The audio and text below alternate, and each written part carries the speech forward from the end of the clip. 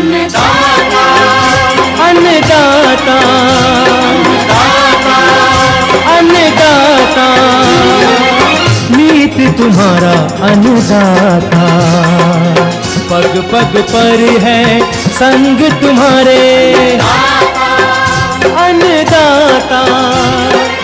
लहू किसानों का बन के पसीना सींचता है धरती का सीना, मेहनत का तेरी हक दिलवाने, नई तकनीक नई खोज बताने।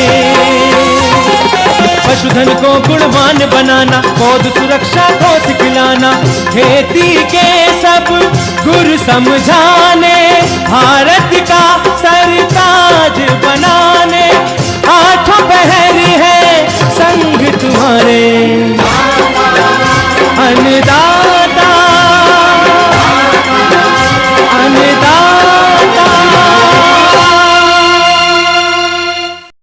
नमस्कार, मैं हूं आपके साथ विभा उपाध्याय और आप सभी दर्शकों का अन्नदाता कार्यक्रम में स्वागत करती हूं। हमारे देश का किसान जन का पोषक है, वो श्रम का देवता है, अन्नदाता है। उसमें ही भारत की आत्मा निवास करती है और ऐसे ही किसानों की प्रगति के लिए हम खेती बाड़ी से जुड़ी हुई बहुत सी नई लाभकारी जानकारियां हर रोज सुबह लेकर आते हैं। तो चलिए कार्यक्रम शुरू करने से पहले देखते हैं क्या है आज के अन्नदाता में।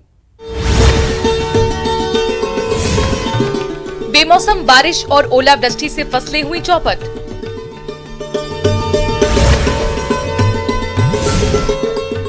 स्नेकी पेपर रंगीन मिर्च की खेती करके कमाए अच्छी आमदनी।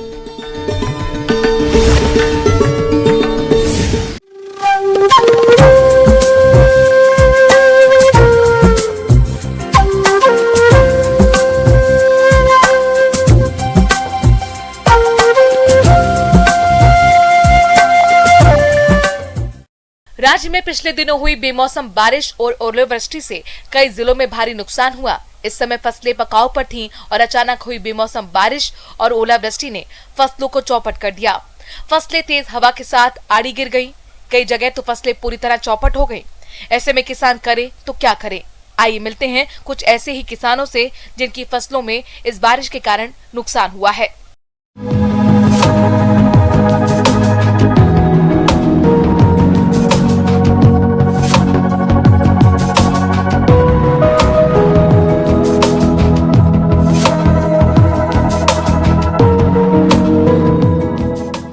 जीरा खराब हो गया है, 1 घंटों तक बारिश रही है, साथ में ओले गिरे हैं और कुछ भी नहीं बचा है। किसान तबाह हो गया है, क्या करे अब, ये हालत है। अब एक भी इसमें देख लो, एक भी जीरे का दाना विशेष बचा नहीं।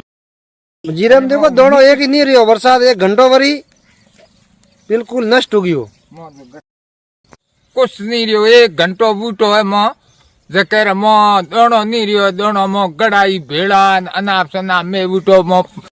इससे धनिया में, सरसों में, गेहूं में काफी नुकसान रहा है। धनिया में आड़ा पड़ गया और इसके फ्लावर में आधा 50% ही फ्लावर हुआ है, जिससे किसानों को काफी नुकसान रहा। गए फफूंदी आ गए और पैदावार में 1 कुंटल 1.5 कुंटल बिगड़ के बैठेंगे। बेमौसम बारिश और ओलावृष्टि से फसलें हुई चौपट। तेज हवा के साथ आड़ी गिरी फसलें। फसलों में हुआ भारी नुकसान। किसान हुए हैरान परेशान। राज्य में अचानक मौसम परिवर्तन के साथ ही ओले के साथ तेज हवा से फसलों को भारी नुकसान हुआ है। बेमौसम बारिश और ओलावृष्टि ने कई जिलों के किसानों की फसलों को चौपट कर दिया। गेहूं, जौ, चना, मेथी, सरसों, जीरा, लहसुन और सब्जियों की फसलों पर बेमौसम बारिश की मार पड़ी है। बेमौसम बारिश ने किसानों की उम्मीदों पर पानी फेर दिया। इसबगोल और जीरे की फसल को पूरी तरह से तबाह कर दिया। तो वहीं कृषि मंडियों में फसलें बारिश से भीग गईं। किसान बहुत ज्यादा हताश और परेशान हैं और किसानों का परेशान होना लाजमी भी है, क्योंकि फसलें पकाव पर थी। ऐसे में किसान की कड़ी कराई मेहनत पर पानी फिर गया। सिरोही में देखा जाए तो पिछले 2 दिनों से बिन मौसम बारिश का इसका सीधा असर जो है किसानों की खेती बाड़ी पर पड़ता हुआ नजर आ रहा है। सिरोही के ग्रामीण अंचल इलाके में हूँ, यहाँ पर देखा जाए तो पीछे जो गेहूं की फसलें जो उगी हुई थी, यहाँ पर जो है हर साल मार्च महीने में ये फसल कटाई करके जो है किसान जो मुनाफा कमाता है, लेकिन बिन बादल बरसात के कारण, ओलावृष्टि के कारण जो फसलें हैं कुछ जगह पर जो है चौपट हो चुकी हैं, फसलें बर्बाद हो चुकी हैं। किसानों को जो है अब आर्थिक चिंता सताने लगी है। किसानों ने पूरे साल लोन लेकर घर का गहने जो है गिरवी रखकर जो है कहीं ना कहीं जो पैसे लेकर जो है ये फसलें बोई थी, लेकिन किसानों को ये हुआ नुकसान जो है अब मुआवजे की मांग की जा रही है, क्योंकि सरकार इस भीषण संकट की घड़ी में किसानों के लिए विशेष गिरदावरी करवाए और उनको जो है मुआवजा दिलाए। लेकिन कहीं ना कहीं देखा जाए तो किसानों की फसलों की चौपट होने के साथ ही जो है किसान जो है कई प्रकार जो है अब सरकार से मांग करते हुए नजर आ रहे हैं। और लगातार ये पीछे जो देखे जाए तो ये जो है जीरे की फसल है, जीरे की फसल भी बारिश के कारण जो है पूरी तरह से चौपट हो चुकी है, यानी कि कई जगह से जल भी गई है। लेकिन कुछ एक घंटे में की बारिश के कारण ये पूरी तरह से फसलें लगातार जो है अब जो चौपट होती हुई नजर आ रही हैं, क्योंकि पूरा साल जो है किसानों ने खून पसीने की मेहनत से जो इन फसलों को बोया था, अब जो है इसको कटाई का जो समय आया था, लेकिन किसान जो है अब जो कहीं ना कहीं देखा जाए तो चिंता में साफ तौर से नजर आ रहा है। हमारे साथ में एक किसान जुड़े हुए हैं, उनसे बात करेंगे कि क्या फसलें थी और कितना नुकसान हुआ। आप बताएं कि कितनी नुकसान हुआ है, क्या फसलें बोई थी आपने? और 20 बीघम जीरे थे साहब, जो सूरा खराब हो चुका है। गऊ तो सब गिर चुके, गऊ भी। यानी कि नुकसान कितना हुआ आपको?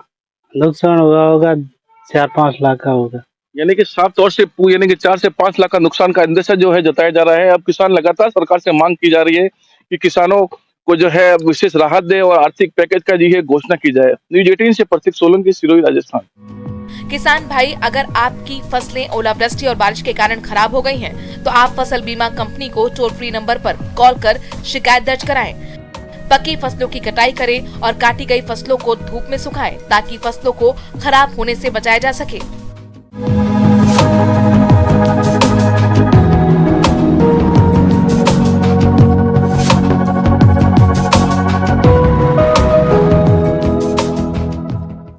किसान भाइयों, अब लेते हैं एक छोटा सा ब्रेक।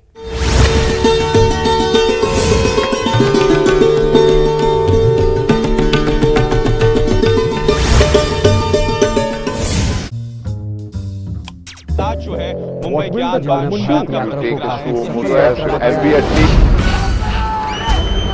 अगर आपको इस न्यूज चैनल पर दिखाई गई किसी खबर या कार्यक्रम से शिकायत है तो न्यूज ब्रॉडकास्टिंग स्टैंडर्ड्स अथॉरिटी को लिखें। ज्यादा जानकारी के लिए www.nbanewdelhi.com पर लॉग ऑन करें।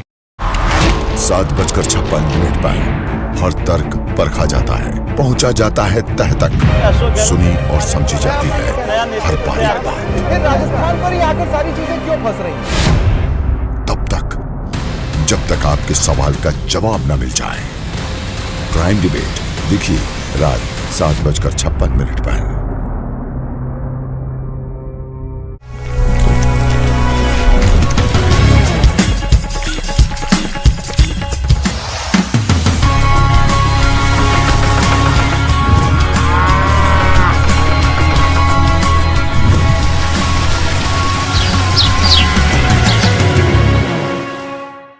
ब्रेक के बाद आप सभी दर्शकों का अन्नदाता में स्वागत है।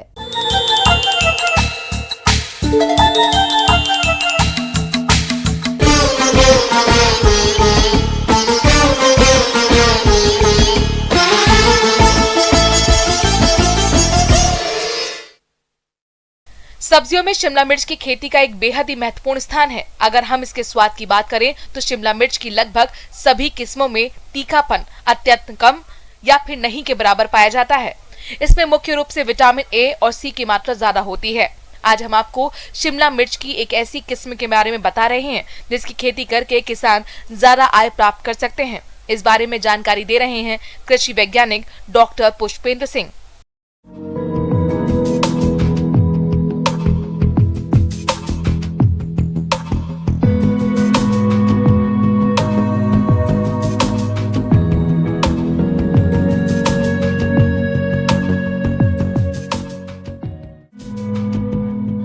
आज के समय में हर किसान चाहता है आमदनी बढ़े। इसके लिए किसान अपने स्तर पर कई तरह की खेती करते हैं, पर लाभ उन्हीं किसानों को अधिक मिलता है जो समय के साथ साथ नई तकनीक को अपना करके काम करते हैं। जिसमें आज बात करने वाले हैं संरक्षित वातावरण में शिमला मिर्च की खेती के बारे में। वैसे तो रंगीन शिमला मिर्च सभी लोग खाते हैं, स्वाद भी काफी अच्छा है, मगर क्या आपने कभी स्नैकी पेपर रंगीन मिर्च खाई है? यदि नहीं खाई है तो आइए आपको बताते हैं इसके स्वाद के बारे में। किसान भाइयों का मैं स्वागत करता हूं। आज जिस फसल का हम जिक्र कर रहे हैं उसका नाम है स्नैकी पेपर। नॉर्मल बेल पेपर है, स्नैकी पेपर का फर्क क्या है? ये जो खाने में है ये दूसरे पेपर से थोड़ी और ज़्यादा मिठास है। जैसे शिमला मिर्च की तरह ये जो पेपर है मिर्ची का एक सेगमेंट है, लेकिन मीठी बहुत ज़्यादा है। और इस वैरायटी सेगमेंट की हम बात करें तो इस सेगमेंट में 3 कलर हमारे पास उपलब्ध है। ग्रीन कलर में नहीं है, ये 3 कलर है हमारे पास। रेड कलर है, येलो कलर है, ऑरेंज है। सेंटर एक्सीलेंट जो वेजिटेबल गरोंडा है, इस बार इसका ट्रायल लिया है। और 3 कलर में जो वैरायटी का नाम बताऊँ तो एक तो ट्राई ओरो है हमारे पास, ट्राई येलो है और ट्राई रासो है। इसकी जो डिमांड है, इसके देखते ही इसका जो आकर्षण है कि सभी उसको दाम लेने का आप आराम से, जो आपका व्यापारी है उसको आराम से देखते ही इसको लेगा, क्योंकि इसका अट्रैक्शन इतना अच्छा है। उसके जो यूज है, जो सलाद के तौर में इसका है वो बहुत अच्छा है। तो किसान भाई आराम से इसकी आमदनी और अच्छा मुनाफा कमा सकते हैं। स्नैकी पेपर रंगीन मिर्च की खेती की तकनीक। इसकी खेती शिमला मिर्च की तरह से ही करते हैं, जिसमें नर्सरी पौध तैयार करते हैं। इसके बाद किसान भाई मुख्य खेत तैयार करके मिट्टी को भुरभुरी बना लेते हैं, जिसमें मृदा जांच के मुताबिक खाद उर्वरक डालते हैं। इसके बाद बेड बनाते हैं। बेड से बेड की दूरी 2 मीटर रखते हैं। पौधे से पौधे की दूरी 40 सेंटीमीटर और कतार से कतार की दूरी 30 सेंटीमीटर रखते हुए पौध लगाते हैं। किसान भाइयों को सबसे पहले क्या करना है, अपना खेत जो तैयार करना है, मिट्टी को एकदम भुरभुरी कर ले और कम से कम जो बेड है, बेड की जो हाइट है वो बहुत प्रॉपर है, कम से कम 20 सेंटीमीटर इसको ऊंची रखनी है। बेड से बेड की दूरी 2 मीटर रखनी है। फिर किसान भाइयों को जो उसको लगाने का जो समय है वो अगस्त के माह में, इसको लगभग 26-25 जो अगस्त है उसके उस माह में इसको खेत के अंदर ट्रांसप्लांट कर देना है। पौधे से पौधे की दूरी 40 सेंटीमीटर रखनी है और लाइन से लाइन जो कतार से कतार की दूरी है वो 30 सेंटीमीटर रखनी है।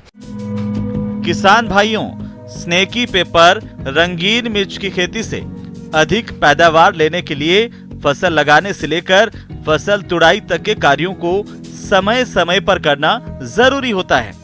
तो वे कौन कौन से कार्य हैं और किस तरह से करना है, चलिए इस बारे में जानते हैं। किसान भाइयों को मैं पहले बताऊं, जो इसमें कलर कैप्सिकम हम लगाते हैं उसके अकॉर्डिंग ही इसमें खाद पानी का ध्यान रखना है। जैसे पहले आप जब खेत तैयार करें तो डीएपी और जो आपका यूरिया है वो आपका कम से कम, अगर 1 एकड़ के अंदर 50 किलो का इकट्ठा इस्तेमाल कर सकते हैं, वो आपके एरिया के आधार पर। फिर आपको जो देना है वो ड्रिप जो सिंचाई है, बूंद से बूंद सिंचाई के साथ आपको फर्टिगेशन शेड्यूल रिकमेंडेशन के अकॉर्डिंग देना है। इसी मैं बताना चाहूँगा, जो अगर आप शिमला मिर्च उगाते हैं, जो इंटरकल्चर ऑपरेशन जो क्रियाएं आप शिमला मिर्च में करते हैं वही की वही आपको इसकी स्नैकी पेपर के अंदर करनी है। बंदाई का काम है, आपको बांस है ये साइड के अंदर जो हमने बांस लगाया है ये ताकि क्रॉप को सपोर्ट मिल सके। तो ये क्रियाएं जो आप शिमला मिर्च में करते हैं सेम की सेम क्रियाएं। अब मैं बात बताना चाहूँगा कि शिमला मिर्च और इस सेगमेंट में फ़र्क क्या है आपको बताऊँ। जब हम कभी कलर्ड कैप्सिकम हम लगाते हैं, कलर शिमला मिर्च जिसे हम बोलते हैं, वो लगाते हैं तो वो प्लांटिंग के बाद में कम से कम 110 दिन बाद में वो मार्केट में आती है। लेकिन यही स्नैकी पेपर जो है 80 दिन के अंदर आपकी मार्केट में पहुंच जाएगी। और सेम कलर है, कलर का होने का ये होटल है, जो आपका व्यवसाय, जो आपके रेस्टोरेंट्स हैं, इनके अंदर इसकी अच्छी खासी डिमांड रहेगी। बात करूँ स्वाद की, तो जैसे कि आपने भी इसको खा के देखा, मैंने भी इसको खा के देखा, ये बहुत ही मीठा है। आप आराम से इसका अचार भी डाल सकते हैं, इसको सलाद के रूप में आप डायरेक्ट कंज्यूम भी कर सकते हो। मार्केट में इसका कलर अपीयरेंस इतना अच्छा है कि दिखते ही ये बिक जाएगी आपकी। एक पौधे से, मैं अगर आपके इसके उत्पादन की बात करूं तो एक पौधे से कम किसान भाई 3 से 3.5 किलो पैदावार किसान भाई इसमें से ले सकता है। और दूसरी बात इसका फायदा ये कि अर्ली है, ये कलर्ड कैप्सिकम से ये अर्ली मार्केट में आ जाएगी, तो एक तरह के अल्टरनेट के तौर पे इसको देखा जा सकता है। हाँ, ये इसका मैं बात करूं साइज का मैं फ़र्क करूं तो इसका जो है ये लॉन्ग फॉर्म में होगी, ये लॉन्ग फॉर्म में जाएगी, ये पेपर के फॉर्म में, क्योंकि मैंने पहले बताया किसान में ये गोल नहीं होगी, ये लंबे के फॉर्म में आएगी और मोटी होगी। और इसका जैसे बीज की मात्रा बहुत ज़्यादा कम होगी लेकिन मिठास उतना ही अधिक होगा। कम समय में तैयार होगी और कलर भी आएगा और अच्छे से मार्केट में प्राइस भी देगी। आप किसान भाई इसको मंडी में बेच सकते हैं। अगर मंडी में है तो आप डायरेक्ट इसकी मार्केटिंग कस्टमर के द्वारा कर सकते हैं। कोई होटल वाला है, रेस्टोरेंट है, फास्ट फूड या कोई सेंटर है तो वहाँ आप डायरेक्टली इसको सेल कर सकते हो। किसान भाइयों को मैं मैसेज देना चाहूँगा, ये एक तरह का नया प्रोडक्ट है, तो आप सभी किसान भाई इसको अडॉप्ट करें और इससे अच्छा खासा आपकी आमदनी में बहुत फायदा होगा। तो इसको ज़्यादा से ज़्यादा अपने किसान भाइयों जो साथी लोग उनको पहुँचाएं और खुद भी आप इस खेती करें और लाभ उठाएं। आगे और भी हैं खेती बाड़ी से जुड़ी हुई बहुत सी रोचक जानकारियां। यहां रुकेंगे एक छोटे से ब्रेक के लिए।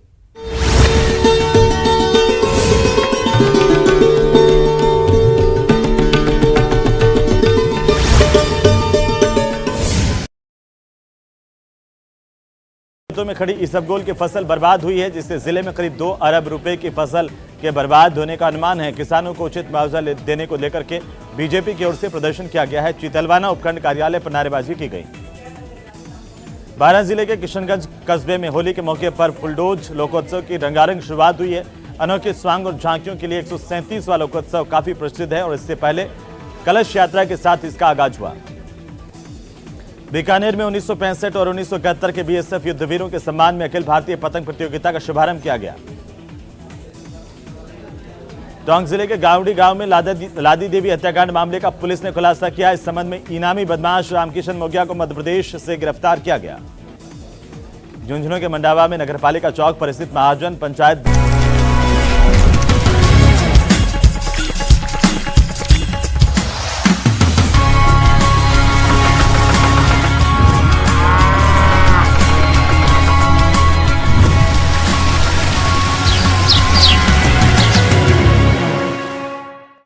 ब्रेक के बाद एक बार फिर से आप सभी दर्शकों का अन्नदाता कार्यक्रम में। वक्त के साथ साथ खेती का नक्शा भी बदल रहा है। दरअसल बदलते जमाने में खेतीबाड़ी के पुराने तौर तरीकों के सहारे किसानों को गुजारा नहीं होता, लिहाजा आमदनी में इजाफा करने के लिए नई जुगत करना लाजमी है। इसलिए फसलों के साथ साथ क्षेत्रीय पेड़ों को लगाने का काफी फायदे का सौदा है। सरकार भी कृषि वानिकी को बढ़ावा देने पर काफी जोर दे रही है। अगर आप भी खाली पड़ी जमीन और खेत की मेड़ों पर वानिकी वृक्षों को लगाना चाहते हैं तो इनकी नर्सरी तैयार करनी होगी और इसके लिए आप किन किन बातों पर खास ध्यान दें, आइए जानते हैं कृषि विशेषज्ञ पूजा कुमारी से।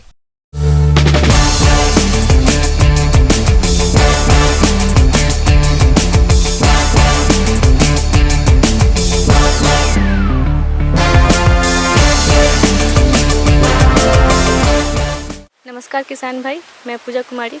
आज मैं आप सभी को कृषि वानिकी की पौधशाला कैसे तैयार करें इस विषय पर बताऊंगी।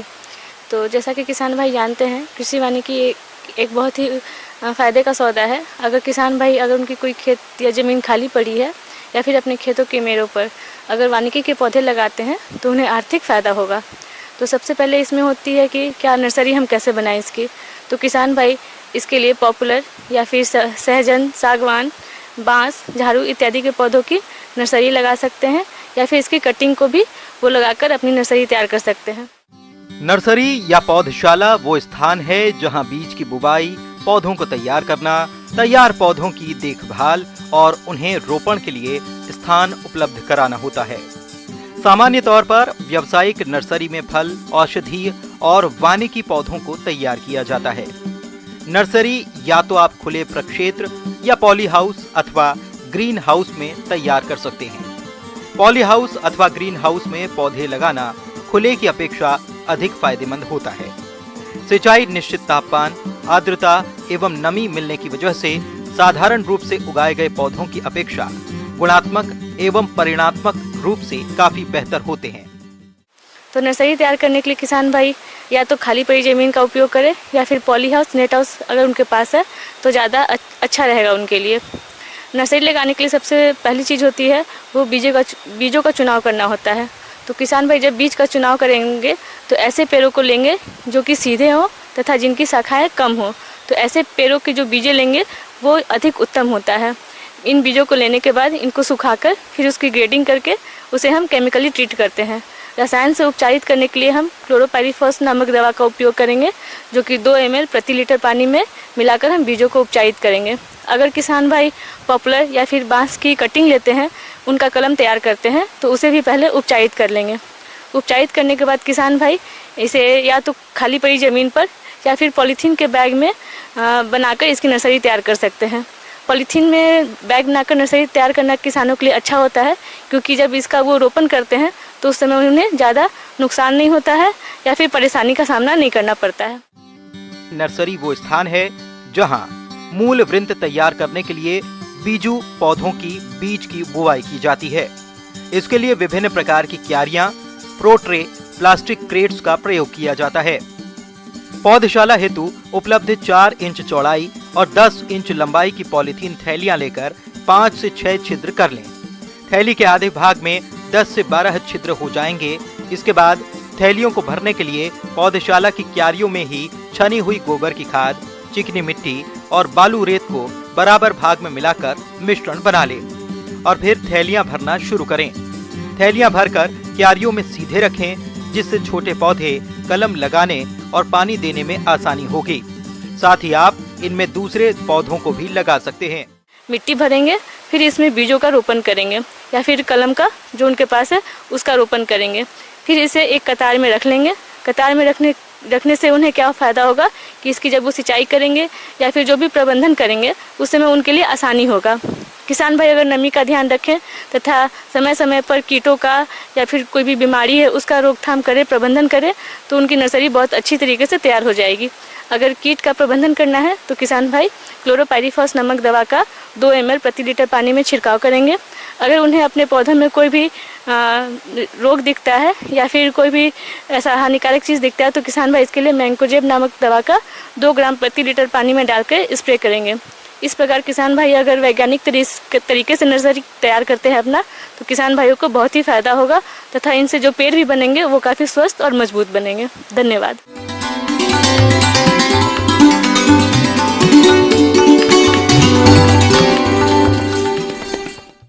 आइए जानते हैं अन्नदाता निःशुल्क फोन के माध्यम से पूछे गए समस्याओं का समाधान। अन्नदाता निःशुल्क फोन संपर्क सेवा के माध्यम से पूछे गए प्रश्नों में से आज हमने जिस प्रश्न को कार्यक्रम में शामिल किया है उसे पूछा है ग्राम मुरकी, जिला भरतपुर के कृषक प्रहलाद सिंह ने। ये गोभी की फसल में लगने वाले रोगों की रोकथाम के बारे में जानकारी चाहते हैं। तो प्रहलाद सिंह जी, आपकी जानकारी के लिए प्रस्तुत है कार्यक्रम का ये अंश।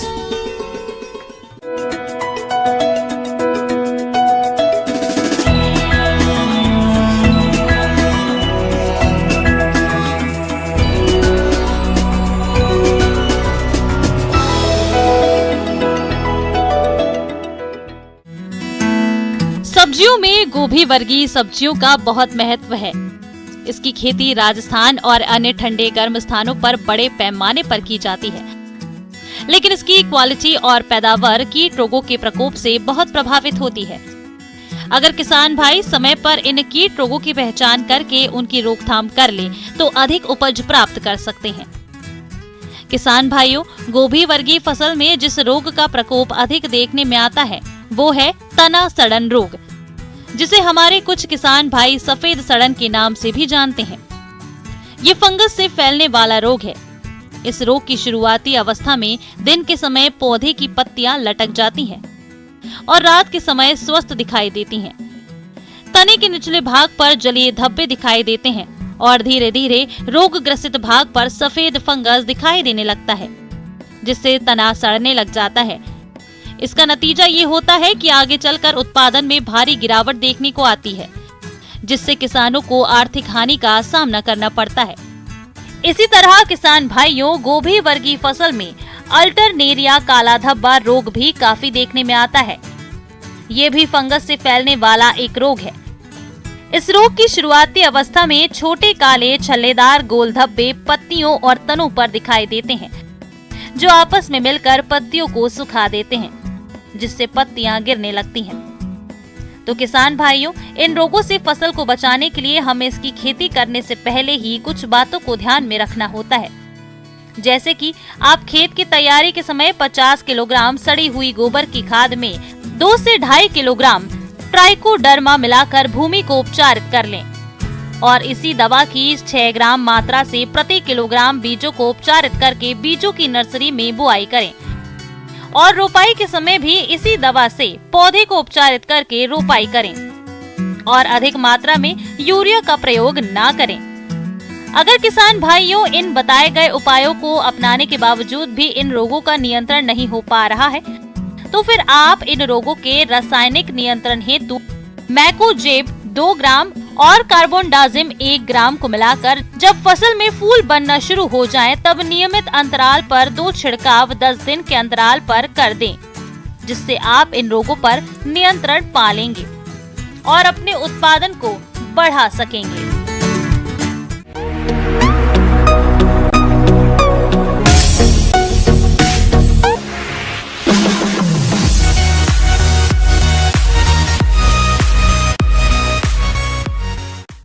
एक नजर डालते हैं राज्य के कुछ मंडियों के प्रमुख फसलों के बाजार भाव पर।